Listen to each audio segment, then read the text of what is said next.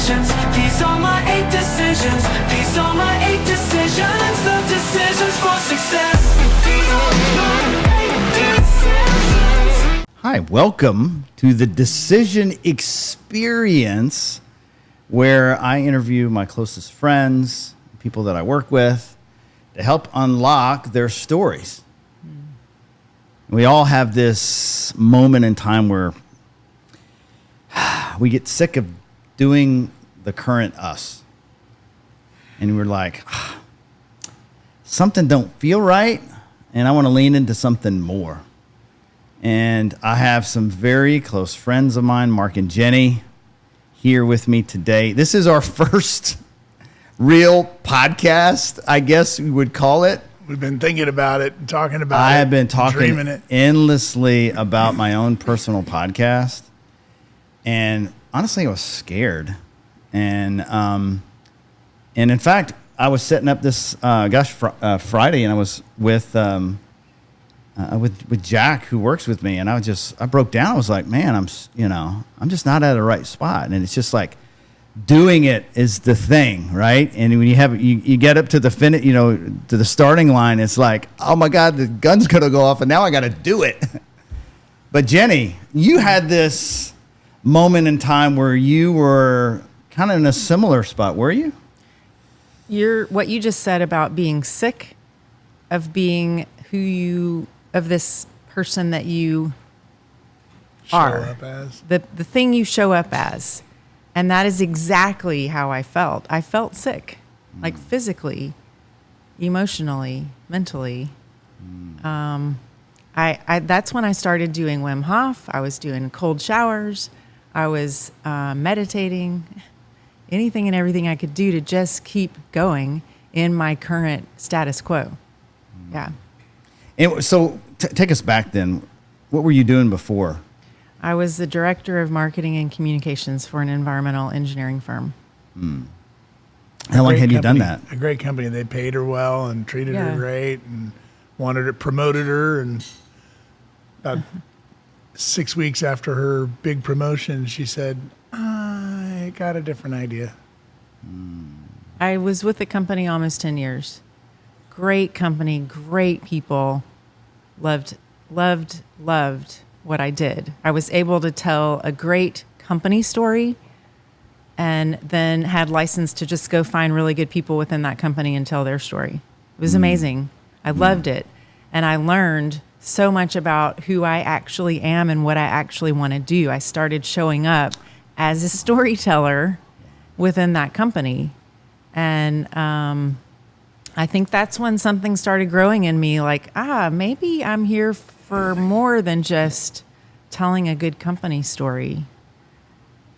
Now, what was it that you were feeling like you weren't telling your own story, or were you inspired by those other stories that you're like, hey, wait a minute, what about me? What's my story? Was that? I think yes and yes. And one more thing, I had other stories coming to me. I had neighbors and friends and family members and just tangentially related people who were telling me their stories in detail and willing to do it on camera with me. And I felt like I was just building this repository of stories outside of my work that I was never going to get to. And I think especially, what's my story? Why am I here? Am I just here to, when I was in my 20s, I'm here to find a husband, have kids, then have grandkids, then eventually die. That's my story. Yeah. And well, did that draw you to an outcome of that part of your life? You were successful at that. Yeah. Yeah. And then you're just like, okay, well wait, there's more. Wait, there's more. So, Yeah. Like if I just release all the shoulds, like actually think about no limits. Go back to when I was a little girl and anything was possible. What did anything was possible look like as a little girl? I just of fearlessness. Walk into the high dive, the very top of the high dive, and just jumping off. Just jumping. Was there a time when you couldn't do the high dive anymore? Oh yeah. Yeah. When you're quote programming, our cultural norms and how I'm supposed to behave, how I'm supposed to show up. Yeah. And maybe a lot of that is just human nature. We're born with just this openness to discover and courageously experiment. And then somewhere along the lines, we stopped doing that so much. Or I did. Yeah. And so you're working for a corporation, you're getting paid well, you got a freaking great promotion, right? This extra money, which like you think that it drives people, and for a minute it gives you a little bit of pleasure, and then you're like, wait a minute, I'm still not doing what I want to do, right? Yeah. And if you're not doing what you love, I think that causes a level of anxiety that over time is too tough to ignore. And if you don't take action, you can drink, you can do other things to allow you to cope. And that's what the beautiful thing about alcohol, it allows you to cope through your desires, which is the sad thing. You don't get to have those things happen for you when you're doing the coping. Was there something that you were doing that allowed you to cope? So a lot of really good things, which I developed I would say in the last 2 years that I was in that job, and basically just trying to maintain this life of who is Jenny? How do I show up? As I said before, the cold showers, breathing, exercise, meditation. But I was smoking a lot of pot. And I think that I was seeing it as this miracle drug that helps me deal with my overwhelm, getting to a place of overwhelm. And then when I would use, it would help me get in touch with how I felt. Oh, here's why I'm feeling so sad. Here's why I'm feeling angry. Here's why I'm feeling whatever I'm feeling. And then dealing with it and moving through it. And while that was true, it was also true that when I stopped, I realized I can't live in a state of overwhelm all the time. I have to actually take better care of myself so that I'm figuring out what's pushing me to overwhelm and don't get there in the first place. And that was a hard transition. That was at least a month of having a lot of feeling overwhelmed and not having a drug to be able to take me down to figure out what's going on. Yeah.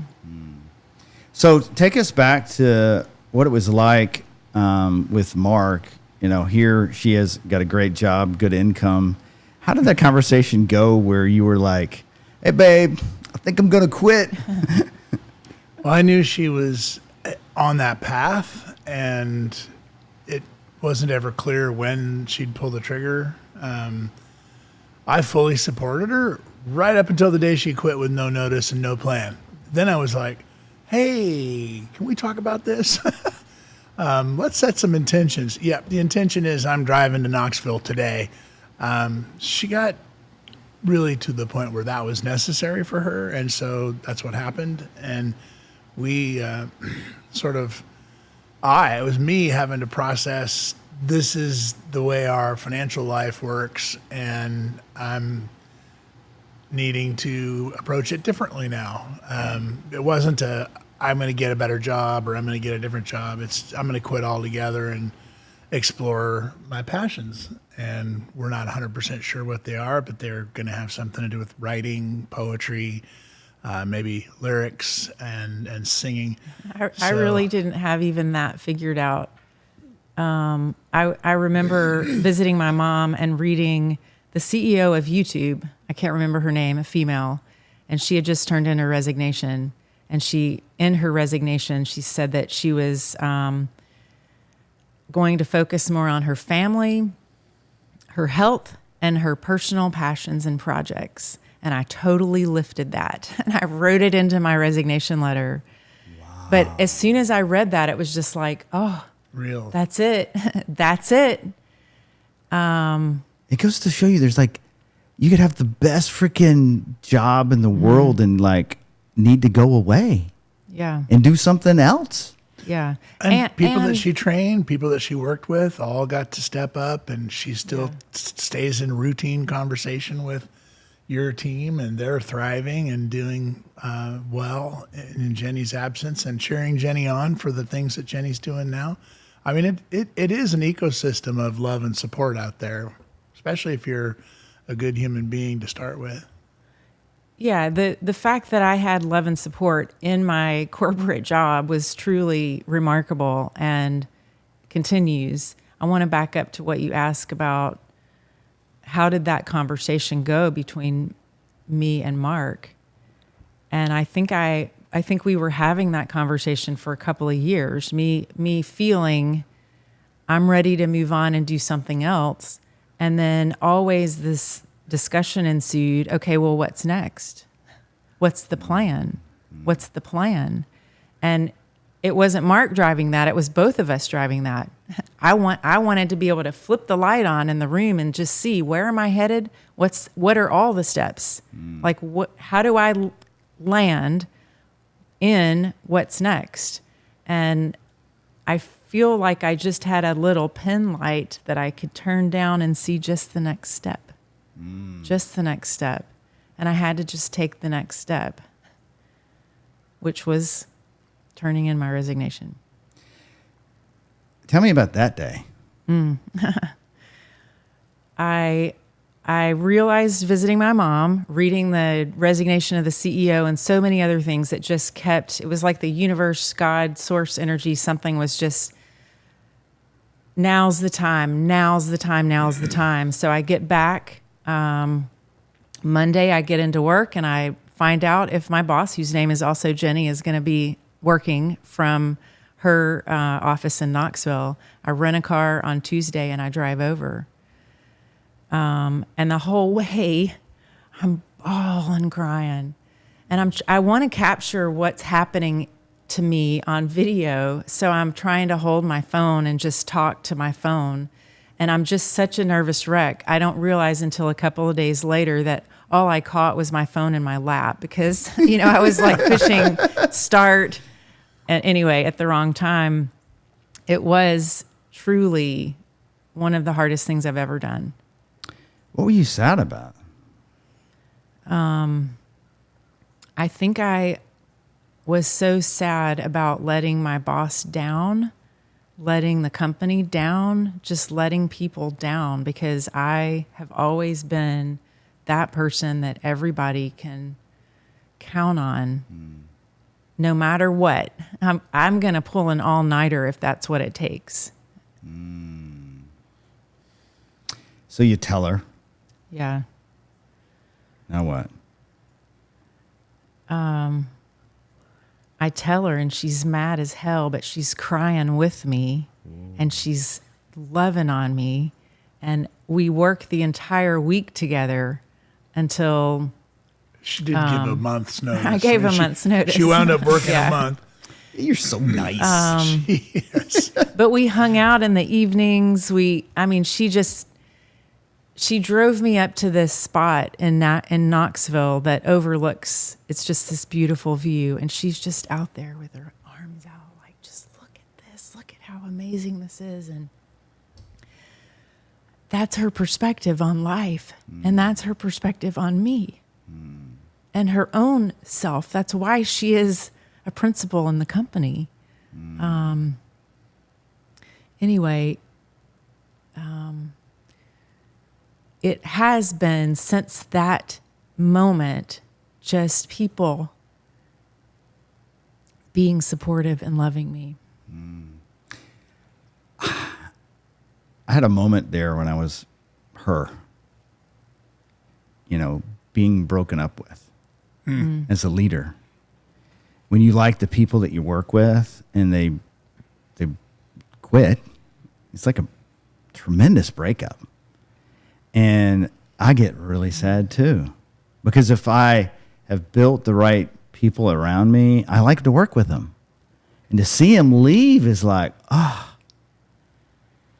But it seems like from her perspective, like she's seeing you blossom too.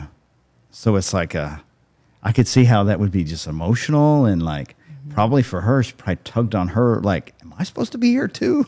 Yeah. Should I blossom? Like, all those kind of thoughts kind of come to my head. Now, if you're an owner in the company, you just don't have that ability to say, I quit. You quit, I'm quitting too. Yeah. Well, that's why you have, that's what's always scary about a powerful leader in the organization leaving, because it can create a massive void and inspire other people to, jump ship. So she'll leave, and you have so you don't really have any time to spend with yourself, because you're probably just, all these things I got to get done. I got to make sure the right people are taking them. Here's how to do step 1, step 3. So after 30 days, you're out. What is that next week? And working mostly from Knoxville the whole time too. So wow. So what was that like when you finally got peace and like you settled in? Actually, yeah, peace didn't happen because I just took the mentality that I had in that job forward. So I set up these schedules for myself, like I'm going to get up at 5, I'm going to do this, and then and then this and this. And I'm accustomed to billing my time in 15-minute increments, so I'm going to keep doing that. Yeah. And it took me at least 6 months, I would say, to realize I can't keep living this same life. It doesn't matter if I quit my job, I'm still going to feel sick about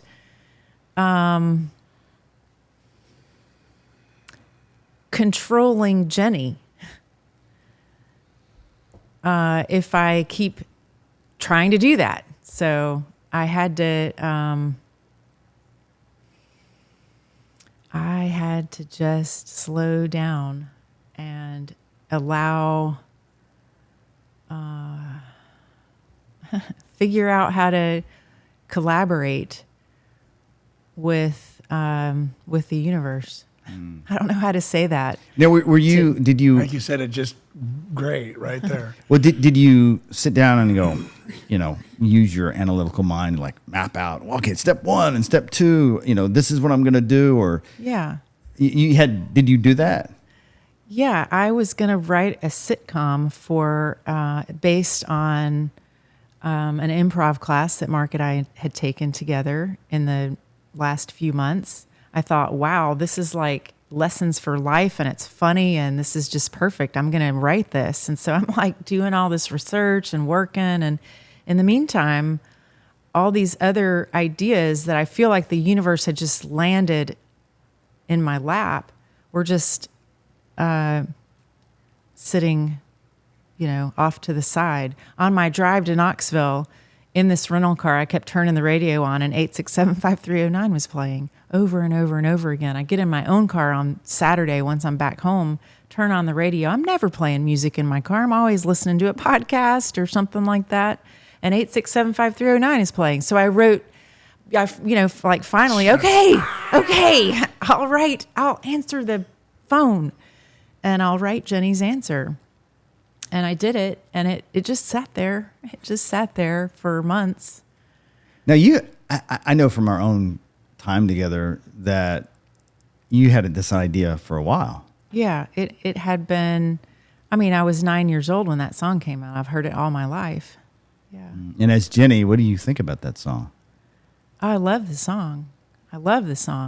But I can't help but hear, Jenny, I need to make you mine. You're the girl for me. You don't know me, but you make me so happy. And that has been a theme in my life. I think in a lot of women's lives, not just that we hear from men that they want to make us theirs, but we ourselves believe that we are not enough unless we have that validation from a partner. Yeah. And was it an idea that you had, man, I'm going to write a response one day and this will happen, and you hear the song again and you're like, oh yeah.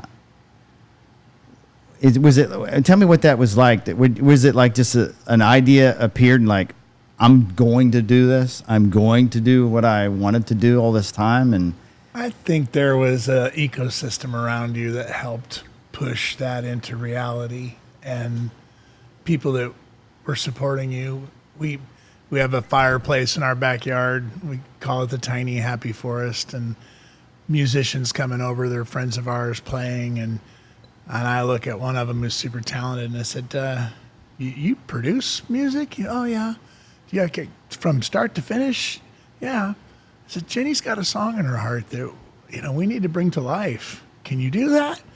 We talked for a while. Yeah, I can do that. So we actually found somebody with the skill and talent in our friend network, and we're in Nashville. I mean, there's a lot of ridiculously talented people here. And so we started I said to Jenny, let's just bring this song to life. She'd written it. And one of the band members, a friend of ours that was trying to help capture the song and turn it into something, called her up and said, hey, Jim Keller's going to be playing at the 5 spot. He's the guy that wrote that song. It's 5 days from now. And Jenny and I were looking at each other, and she was like, we're like, no, come on, let's go. Yeah. So, well, the actual writing of the song, I feel like it had been, when you're just percolating on something and ideas keep coming to you, you wake up in the morning and you have something more, right? And then by the time you put pen to paper, it just comes. It just comes. And, but then Mark was really the one to say, let's bring this into reality. And, pulling together the team of people. But when I did meet Jim Keller, speaking of somebody who's like, get it done, he's like pushing me in my back to get me to just go meet him, during a break. Cause I'm just, I'm a hider. I don't do things like that. That's bold. And so I put my hand out and he says, hi, I'm Jim Keller. Yeah, I know. I said, hi, I'm Jenny. And he's like, oh, no Jenny's allowed in the building. You got to get out of here. He was just joking, obviously, and it was Jenny's actually really encouraging. For 40 years. Yeah, I told him I'd written a response like this week, and he gave me his email and was actually just said the lyrics are great and kind of encouraged me. Yeah, he's very prolific, working on his own work, new albums and things like that. And just for everybody else, I mean, you're not in the music business. No. You haven't sung. And you've never produced music. And I was not the singer in the family. I was not necessarily told so in those specific words, but in every other way, I'm not a singer. So that is how I approached this for a very long time. I'm not a singer. I don't know what I'm doing. I just wrote these lyrics. I think they want to become a reality, but everybody else, y'all do it. Let's find the right professionals to do it. Now, did you have any imposter syndrome going through this journey of like? Okay, I think that's a really fascinating. I think. Yes, in almost every way, I've always felt like an imposter. But I think in this particular endeavor, it's been more internal. It's been more, I am just not enough. It's not that I don't even think I'm trying to be a singer. I just know that I'm not, if that makes sense. You're going to have to elaborate, because, like, what was the thing that created the courage that you got? Was it this little light push from Mark to go talk to him? It's like, whoa, I could talk. I mean, what? I'd like to shot at that. When we got together with the producer, I'm in the back room making the deal, and I said, okay, Jenny doesn't want to sing this song. She doesn't consider herself a singer. But I think, because I'm listening to her develop the song, I think she's got a great voice. I think she's a singer. And will you guys, I'm talking to Tyler, I'm talking to people that know and love Jenny who are talented musicians. And will you guys come up alongside her and help her find her voice? So here's the deal.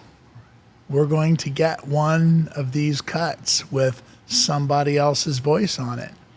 But you're going to capture Jenny's voice in the process. And we're going to have 2 songs. And that was the economic deal. That was the conspiracy of people who love you, trying to help.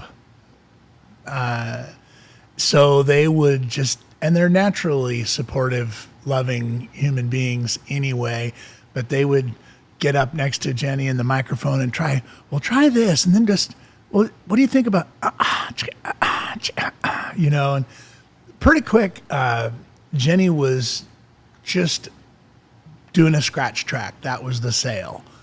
Jenny, it's your voice. Let's see how it comes out of you.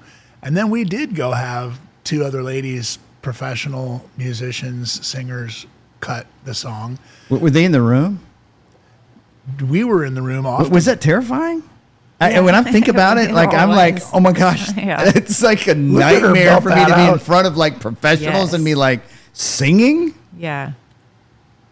Yeah. So I guess maybe I need to say, yeah, there is some imposter, but I was like, I'm not you. I'm not even trying to be you. You're so much better than me, But I think it was people like Mark, my youngest son, Jacob. It was a few people saying, listen, I love what the professionals did with your song. I think it's great, and I hesitate to tell you this, but I really think you need to be the one singing it because it's your song.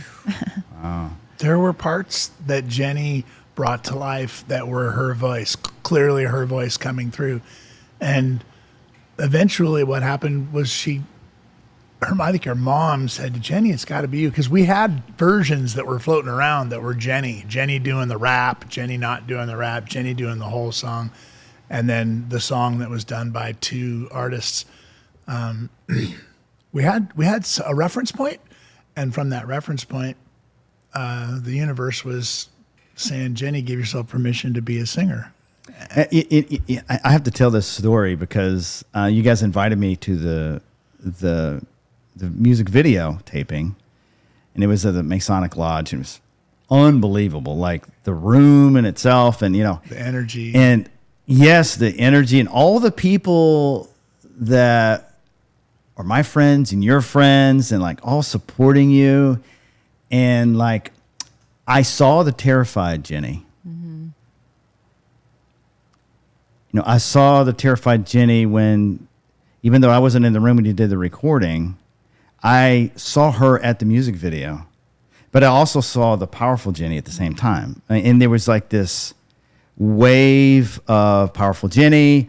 Oh my gosh, terrified Jenny. And I first, when I came in, I walked in, you're in the dressing room, and I saw a terrified Jenny. And then I saw her makeup on, no. getting her You go and it's he's like, oh, what am I? In my head, I'm thinking, I'm thinking as you, like in that moment, I was like, what the am I doing here? Like, got this whole place, we got a video crew, we got all this stuff, cranes all and about audio. me. Like, who am I? Like, I felt that. I felt the terror, and then when I saw the powerful Jenny do her, it was an emotional experience. It gave me so much joy, and it gave me so much courage that one of my friends can do that. I mean, that's powerful. You have no idea what it meant to watch that. Even for me, and I'm with her 24 hours a day. I It's saw your incredible. emotion. I did. Yeah. I saw all of that. And it was just, just thank you for having the bravery to show all of your friends what's possible. And, even if the video never was released, dude, you know how much energy was created in the act of taping that? From everybody that saw what they could do, just leaning into the terror of the doing, the courage that it takes to live at a different level. To be seen. To stop managing how you are seen and just show up. And I think that your decision experience, you're building that little tribe where we're stepping into the middle of the circle every quarter and saying, here's my decision. Here's what I have decided I'm going to do next. And a lot of my decisions every time have been around just being willing to be seen. And after that experience, the videoing of the music video,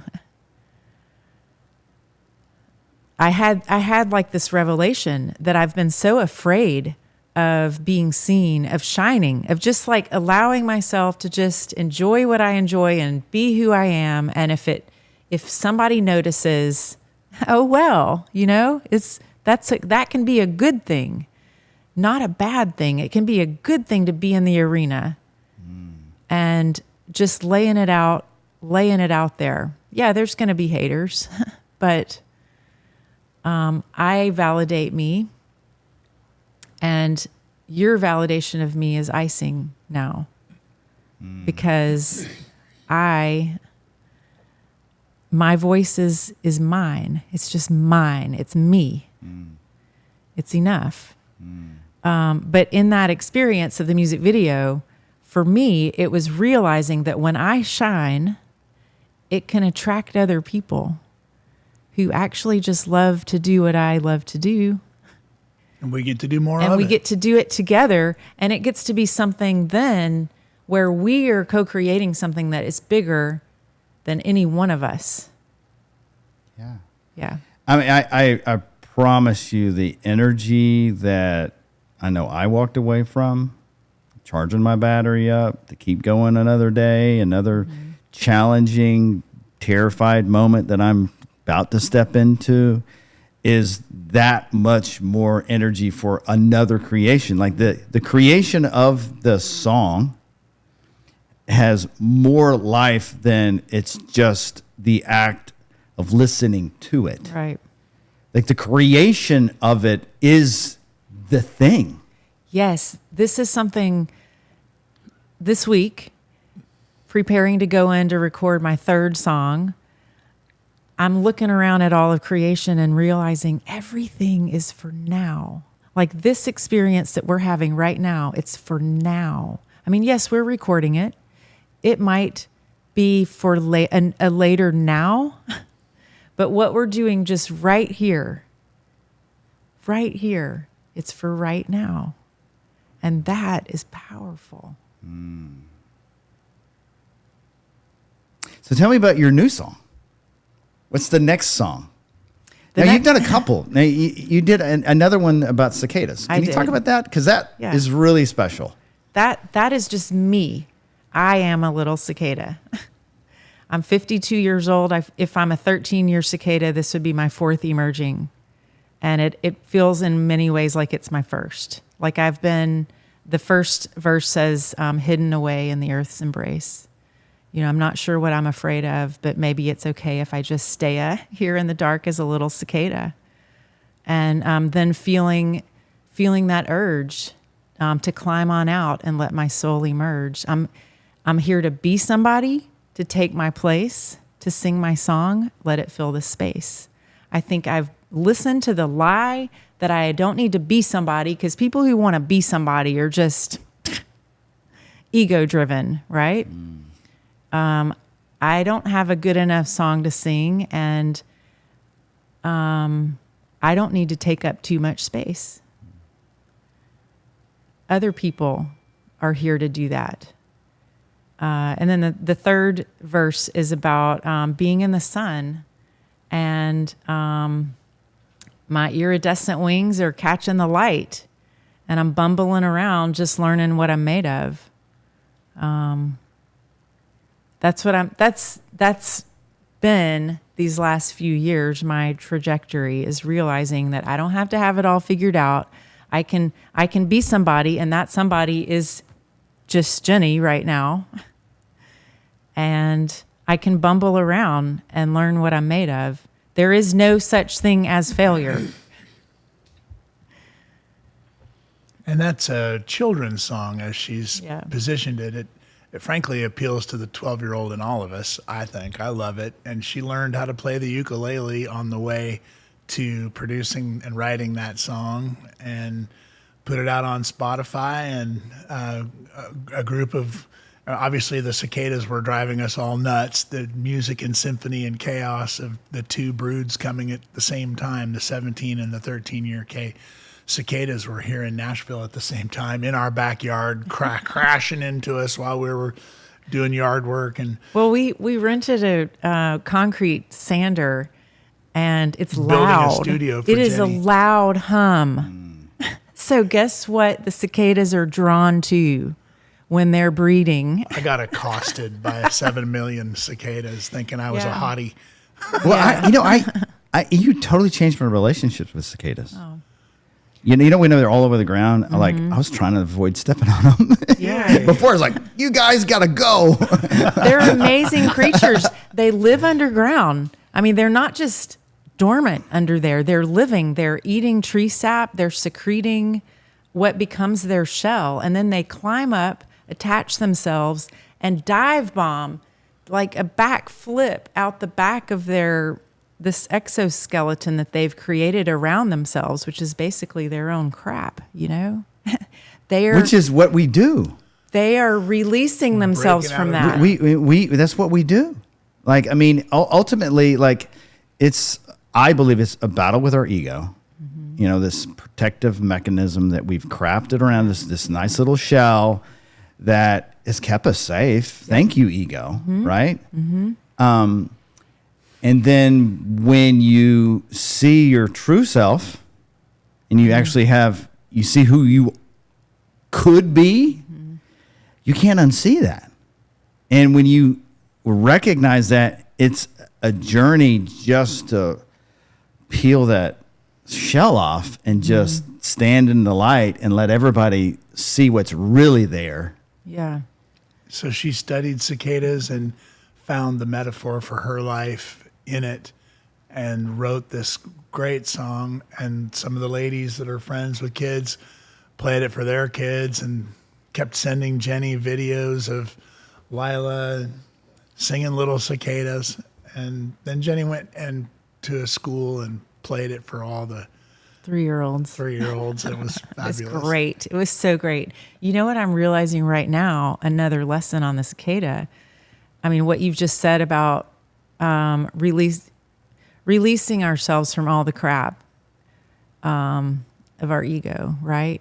Something that the cicada does, they dive bomb out the back, and then when they're out enough, they flip over and basically hold onto that exoskeleton or nearby, and they just sit there for a long time until they're fully developed and ready to fly.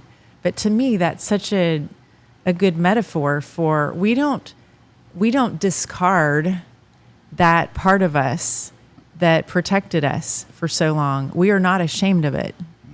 You know, we have gratitude for it, that it got us here, and we embrace it.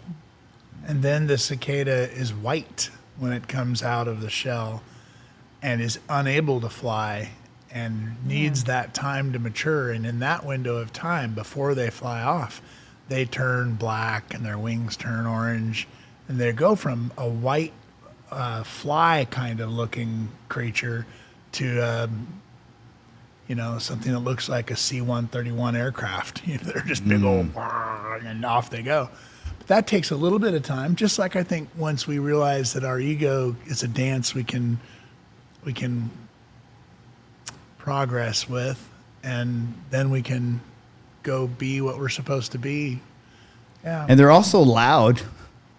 Here I am. You got to know I'm coming. Yeah. Dive bombing all over the place. I mean, they are clumsy, super clumsy. And I feel like that's what I'm doing. That's how I'm living now. And that's perfect. Yeah. So she did that song first. Then she did the Jenny song, which is still in the can. Sometime soon, we hope to release it. But last night, she went to studio and put together a song that she's been working on and motivated to share, largely inspired by what's happening in the world around us. And also finding a song that's a great song, but needs to be updated, the lyrics elevated. Jenny's like a parody artist who is taking great songs and moving them into a space where everybody could maybe actually sing the lyrics and be proud of them. You know what's cool about well-written songs that you can sing along to, like adopting the lyrics in your heart as almost like an affirmation, like it's reinforcing if it's a positive message. Is that what you're trying to do with the lyrics? Or is it more about showcasing what's in your heart? I think that a lot of old songs, especially love songs, are programming certain things in us that we just sing along with them. We love them. And a lot of it is codependency. A lot of it can be toxic femininity or the flip side.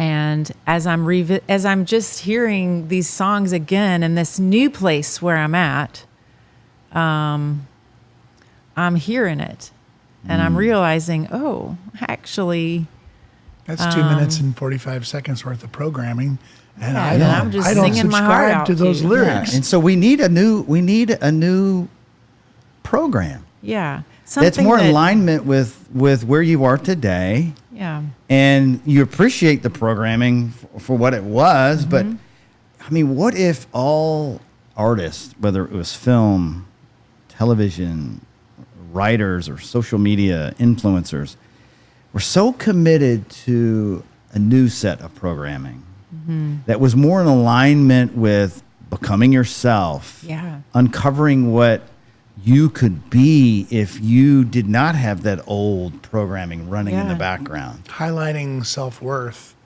highlighting capability, highlighting potential. Yeah. And there are so many songs, old and new, that are that. Yeah. I mean, I heard in yoga the other day the song Express Yourself,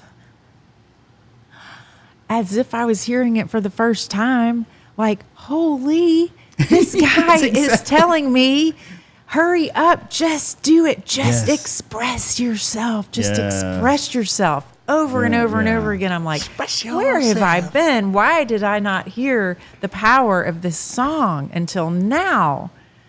But taking other songs that I love, like Lou Bega's a little Mambo Number 5, a little bit of you makes me your man, you know? Or worse, and I a love little it. bit of Jessica all night long, a little bit of Rita in my song, a little bit of you, and all. Yeah. Yeah. If you just add that up and say, that has some collective impact on those names of the people who have those names. They're, Well, and on they're women. a part of the trail of the women, and all these things I get from a bunch of other, and then I get a little bit of you, and that makes me your man. Okay. Great song, fun to sing along with, but some of the rest of the lyrics, if you really dive in, are kind of concave. You're just trying to figure out, we're just jumping in the car and going to get some gin. I don't want to have a hangover like yesterday began. I don't remember those songs words, Yeah. but I'm learning the new elevated approach. Yeah, I Well, like I'm hearing the it. word elevated because Yeah. it has an energy about it that not necessarily a positive light, but we can change a little nuance and make it mean something more powerful, more energizing to help others like see themselves or uncover something new. Yeah. And I love these original songs so much. They were